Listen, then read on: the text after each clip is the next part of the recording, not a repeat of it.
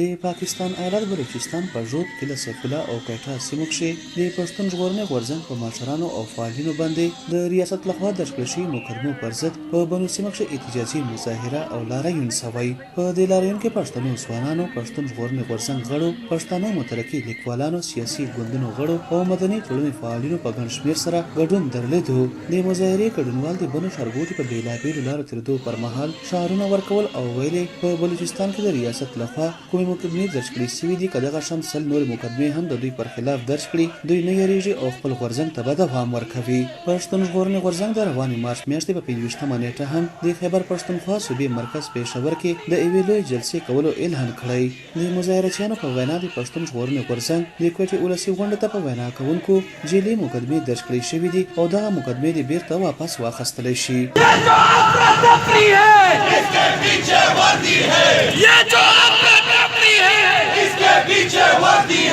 د مظاهرې ګډونوالو ته وینا پر مهال د پښتون ژغورنې غورځنګ یو فعال غړي حنیف پښتون وویل زموږ پښتنو سره دومره ظلم شوی دی چې زموږ د کوم ظلم کیسه وکړو. هغه وویل پښتانه پر امن خلک دي، غداران نه دي، زموږ پر امن مبارزې د لارې خپل حقونه غواړو او دوی ربانې مقدمې درج کوي.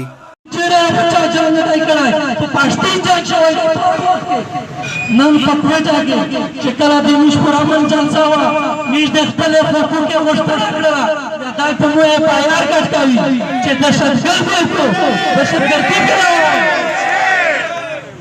وینا کوونکو وویل د پښتون ژغورنې غورځنګ غوښتي د پاکستان آئین سره سمې برابرې دي او منظور پښتون د پاکستان آئین پر ضد خبرې نه دي کړې، خو په دوی باندې مقدمه درج کړې شوې ده. ویل ډیره د شرم خبره ده چې کوم خلک آئین لپاره خبرې کوي په هغو مقدمې درج کیږي. په دې اړوند د پښتانه مترقي لیکوالانو یو فعال غړي دیدار وزیر وویل دغه احتجاج میږ نن د دې لپاره راوستلی و چې 13 ورځ په جنوبي پښتونخوا کې په مختلفو سیمو کې کومې پرمنه جلسې شوې وې، په هغې باندې د نامعلومو کسانو د طرف نه FIR درج شوی و